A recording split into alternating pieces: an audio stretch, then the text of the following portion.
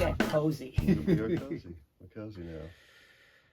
So, how did we meet? I remember, and this might not be the truth, but I remember meeting you over at the lobby of the Hall of Fame when Mark Narmore and Billy Lawson got their Bronze Star, and I was there in town with Bob Killen. Okay. And I have a feeling that is the first time I met you and Angie. Okay. But you might have a different. Well, I mean, I didn't remember that. I remembered you just coming by the studio. I remembered you coming by the studio and kind of, wanting to see the place and introducing yourself. But yeah, maybe we had met before that. But I just remember you coming into the studio with, pretty heavy Swiss accent. Yeah. But we've countrified you. We've a little bit southernized you. A little bit. Everybody wanted me to keep the accent, and I wanted to lose it. So I guess it's somewhere down somewhere in between. But it's hard too because you kind of almost don't have the ears for it as well developed as to the nuances of the way it's supposed to sound. Yeah. But I remember coming here. Yeah. And before I ever worked here, I think I might have been around a couple sessions or something like that. You may have just come and hung out. Yeah. That sounds right. Yep. And that sounds right. I think maybe, yeah. What was the first thing we worked on in the studio, though? I have no idea. That was that session which is with Spooner and Mickey and Jimmy and David and Clayton. Okay. And we did 2 days of trekking. Okay. So that was the first thing we recorded together? Yes. Okay. That was like 2014 or? That was 2011 or I believe 12. Okay. And it was actually right before they tracked the Alicia Keys part of the Muscle Shoals documentary because it was like, I was almost like the warm-up session for them going over there and doing that. Mm-hmm. And then at the end of the week, I think that was the last thing maybe they filmed. Mm-hmm. And then they invited me out to the after party at the Marriott. I remember that. Nice. But I was here, I know, and Peanut came in for that one song, and Julian Dawson, who's this songwriter from England, he just wanted to see a session with his heroes because he made a record at Dan Penn Studio. Okay. And he came down to, can I play on something? And he plays a harp, and so I had him put on the harp. But I remember I stayed at that hotel on the there not the dingy one. That was before. Right. Okay. That was before. Right. I stayed there, and I stayed I think once at the one down by the cliff too at one point. That's not there anymore. Yeah. But I remember staying at the one, it's kind of off of the big intersection of Cox Creek, kind of a little behind the Regent's Bank. Okay. But anyway. Yeah. Because I had to finish a few charts. I remember that I was like writing charts because we cut more stuff in the first day than I anticipated. Right. Because I said, well, we probably do like 6 the first day and 6 the second. But we ended up doing like 9 or 10 the first day. No, I like this. I can get used to this. Yeah. Is that what they do? I guess that's what they do. That's what they do when you hire professionals. That's what happens. Yeah. But even here, even more of a first take mentality, I think, than up in Nashville. Sure. So that's how. And I don't remember what like the next thing was that we did together, but that kind of set it off. I think. What was the first year that you did the Hall of Fame? That was 2016. So it was like 4 years later. I remember that clearly because I remember how stressed out you were. It was such a large undertaking. That one was before the largest too, because you had like you had all these bands, and you learn on the job. You learned on the job, but then after that, you started doing a bunch of big shows. Yeah, that was just the first one, and we did a few smaller things before, but where I was not quite. I mean, we did the Eddie Hinton thing, but that was basically a studio production that you already had the template for because you've done a few things here live before, I'm sure. I think so, but you really fired up the live shows at the NuttHouse. I remember that one because that was packed. It was hot. It was in August or July or something. What doesn't kill you makes you strong. Yeah, we learned a lesson not to have a big show in the middle of summer. Yeah. In my studio. Yeah. So. But it was good. The It was music fun. that came out of it Music was was really great. good. Music was great. And I think around the same time we went to New York and played on the bus. Oh, okay. Okay. If I think like the following year actually, because I remember right before we did the Eddie Heaton thing, we went to, you were not part of it, but we went to Lincoln Center. Yeah. And then we went back, actually it was happening again, and we saw the Blade Brothers, Yeah, remember absolutely. Brady Blade, yeah. that? And that was really good, It them was playing very drums good. together. Yes, it was. And Yeah. I think that kind of was maybe mixture of like doing some stuff with David and those guys, and then what we've done with tourism. I think that got me the gig for the Hall of Fame. Yeah. Yeah. And they've asked me to come back every single time. I thought it was just going to be a one-off. Yeah. And to be completely honest, the first one was my favorite one too. Yeah. It's just I the do lineup remember. was closest to Yeah. It was our good. ecosystem. Yeah, it was very good.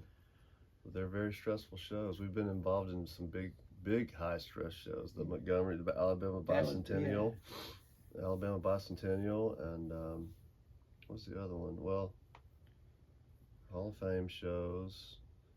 Yeah, we did more things at the Marriott, I'm sure.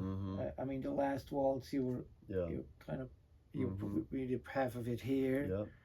Yep.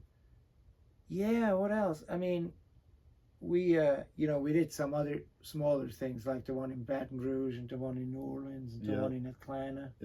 Yep. Those were all cool though. Got to play with Jimmy Johnson and Spooner, right? Spooner and David, Atlanta, David. Yeah. That was very cool. Loved hearing them tell stories too. I think that was the first time I heard Jimmy Johnson talk about part of old time rock and roll being recorded at the kind of Studio B at Muscle Shoals Sound that was in downtown Sheffield. Yeah, that was Queen Ivy's. Yeah. So that was news to me. I didn't know that, but of course David seems to question it a little bit. I think they cut it twice or three times, gotcha. and I think that's where all the confusion happens. I mean, the one, because that's also why like James Stroud and different people say they played on it. Because they did. They did. It just was not the master. Right. And but I think the one here was the one they used, the one the kid walked in and played guitar, and then they overdubbed the sax, and maybe another guitar, actually in Detroit. But I get it. I mean, it's so easy to see how memories are fogged. I mean, even just sitting here talking about what all we've done, I can't remember all the details. Yeah, but you remember way more than I do. So yeah, well, because whenever I come here, it's like in one part of my brain, and whenever you're here, it's all part of your brain. But and also like these people leave the session believing, oh, we just cut a record. And I think When a Man Loves a Woman is a similar story. And it's just like, how would they even know that? Remember, that's like the impression that they're on the left of, okay, we just cut a record, we'll hear it on the radio. Cut another one tomorrow, It's like, I can't remember all the details of everything. Let me check one real quick. I think Angie. Okay. All right. Lunch plans are important. It's very important. I think down in Muscle Shoals even a little bit more important. Absolutely. That's the other thing. That's what I learned like with Donnie and Scott too. It's like, okay, usually something good starts at lunch. Absolutely. You might get a song title or you just have a good time, and it's never really on the. You never really watch the clock too much. No. It's all part of the hang, and the times that we've got to spend with Donnie Fritz and Jimmy Johnson on multiple sessions and gigs is just, I treasure them more now than ever, And we've gotten to do some amazing things, like playing on top of a bus in New York City, we started the Alabama Bus Boys, and and we play with Mitch a lot. Play with Mitch, man, the Mojo Mixers, lots of gigs there. More recently with I don't think David likes the name so much, but Little David and the Funky Hoodlums. Absolutely. But the other thing is too, I was not surprised necessarily, but kind of, almost made me think. Ask those guys when we did that first session with Spooner and all that. When is the last time you all worked in? Yeah. They couldn't even remember. Yeah. Well, and I'm like, yeah. how can that be? That like my favorite group of players, Yeah. doesn't get to do this on a regular basis anymore. Well, so I was glad to be the excuse for them to actually be in a room together. You brought a lot of people together that weren't working together on a regular basis, and did a lot for this area, have done a lot for this area, continue to, and that's sometimes it takes somebody coming from the outside to go, hey man, you guys have this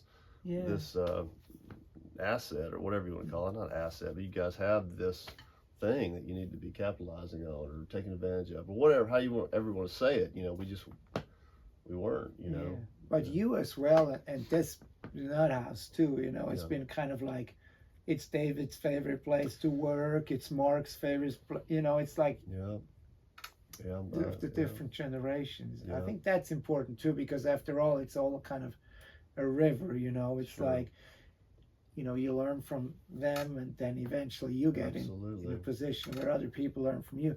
But one thing I'm a little sad about sometimes is that I felt there's maybe a little too much of a disconnect after David's. I don't think many of the youngers kind of reference that generation, have learned from that generation enough. True. I don't quite hear that aesthetic going on as much as I would like to. Yeah, I don't know. I mean, I think there's enough of us around that did kind of study at the feet of the decoys, going to see them play every week and learning from listening to those guys play. But everybody takes it and does their own thing. And of course, you got obviously Jason Isbell out there doing his thing. He certainly studied at the feet of Kelvin and David and everybody. But yeah, I mean, now we have people like Evan Lane coming up, and they certainly are respectful of what's come before, but are doing their own thing too.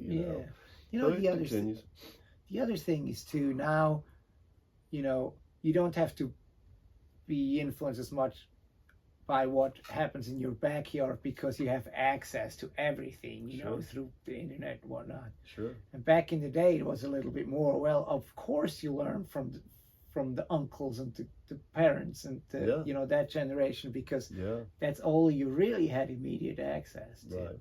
Yeah. So I guess in a way it kind of also makes sense. It's the same with players, I don't know if you get a B.B. King or a Jimmy Johnson anymore, because now it's like, it's like you hear all these influences, or you so-called it up, and that regional flair kind of gets lost a little bit, I think. Sure. For better or worse, but still. Sure. Yeah. Just the desire to play that simply, and you know what I'm saying? I mean, both the guys you just mentioned are masters of, not that many notes, but they matter, They sure do. So rhythm in Jimmy's case, and notes in BB's case. Yeah. Mm-hmm. What are some of like your favorite projects you've been involved with in the studio? Wow. I mean, just not connected to me. Favorite projects I've been involved in the studio. Well, I mean, working with the Fiddleworms, there's a couple of Fiddleworms records I'm real proud of.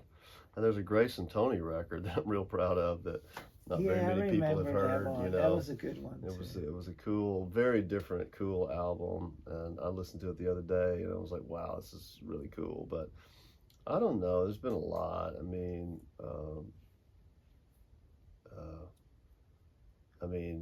so many different facets too. I mean, some of the rehearsals we've had out there for these big shows for the Hall of Fame have been pretty incredible. With, Candy Staten walking in and John Paul White and all these people rehearsing out there and stuff.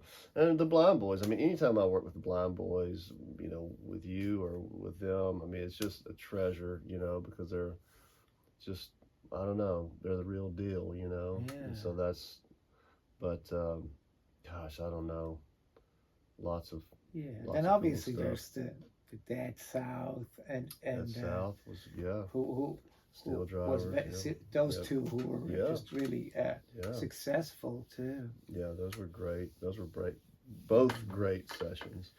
And I know you put a lot of effort into those couple James LeBlanc records you did more Absolutely. recently. Absolutely, yeah. Yeah. So there's lots. I mean, I've been fortunate to work on lots of records that I'm very proud of, you know. But keep on going. Yeah, the next one is The next one, yeah, the one I'm doing now. I know, you know, it's also like, it is so much, isn't it? So it's kind of like, I don't know, when I write a song, you know, after the song is written, you kind of file it away to make room for the next one. Yeah. And in the studio, it's fairly similar. I mean, Yeah. it's always kind of part of your Yeah. catalog, but still it's like, it kind of becomes a little irrelevant for Yeah. a moment just Yes. because you move on to the next project and the It next does. gig. And that's how you get better. And I have to remind myself that sometimes if I'm producing a project, sometimes I get lost in the mixing stage because I don't want to stop. I never think it's good enough. But I think for you to grow in songwriting or engineering or mixing or producing or whatever, you have to finish it and move on, because that's how you get better, is to Yeah. finish that, do another one. And, you know, I mean, obviously you can't put something out that's not finished, but you know, I'm talking about minute details that most people don't even care about. You know, Sure, I'm getting yeah. lost in something, and you can do that with songwriting. You can do that with, you know, anything. You know, being a guitar player, and so. But I think we grow when we commit to something, we give it our best, we finish it, we put it out, we move on, do the next thing, but it can be hard to do sometimes. You know. Yeah. So And you don't have a problem with that. I think you're pretty disciplined about getting it done and not getting too lost in the details. You know? Well, I'm more of a bigger picture Yeah. guy, I think. Yeah. Also, like, that's why I couldn't do what you do as well, because I've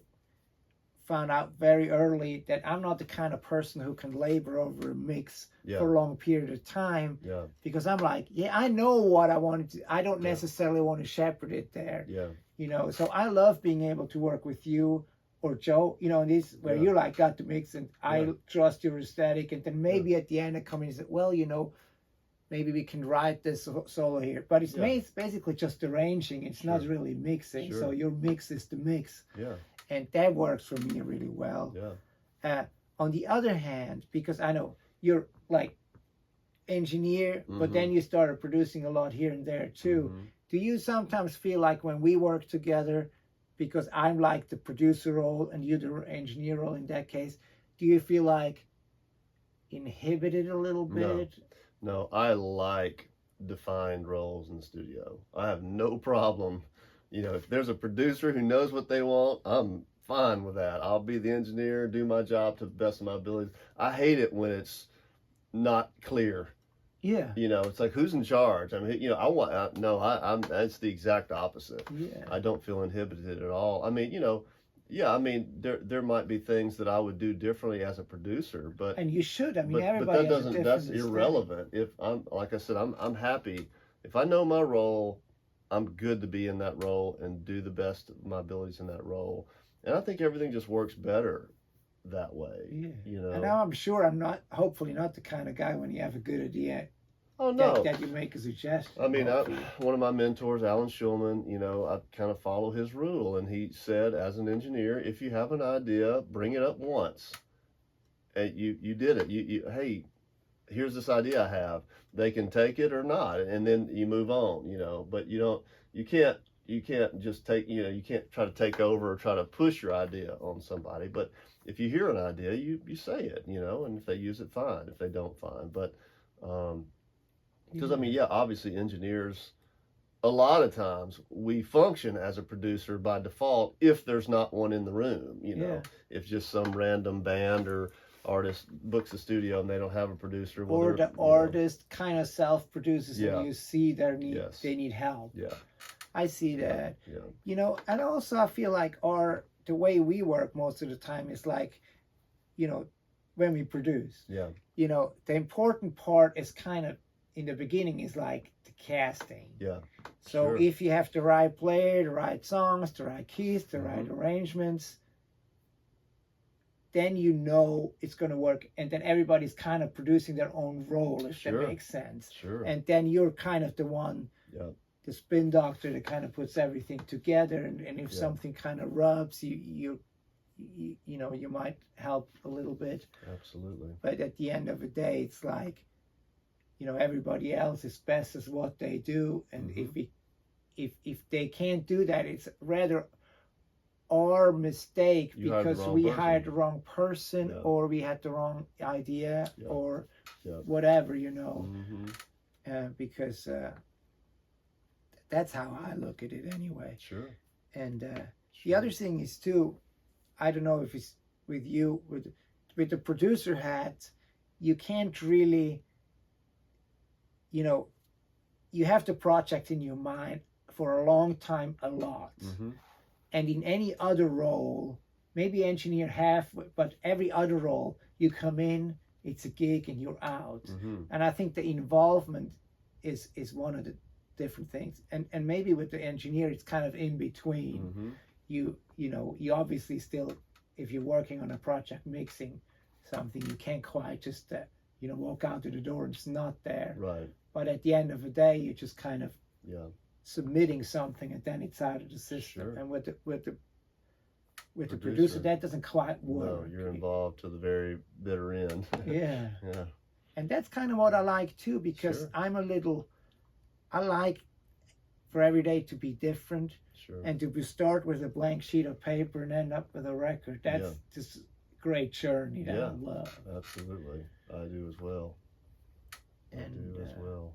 And I think some of these shows we've done are kind of an extension of that too. It's just like, you know, the venue is not the recording floor. Right. It is a stage, or it is in front of a camera. Sure. But it's a lot of the same elements. You hire the band, you Yeah. find the songs, you find the vocalists, you Mhm. find the keys, you arrange it, Yeah.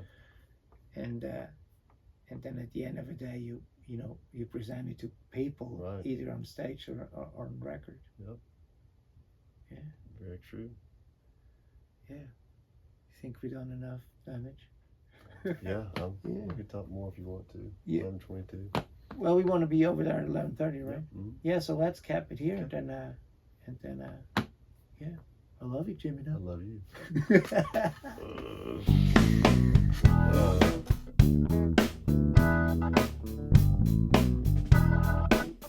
Nutt.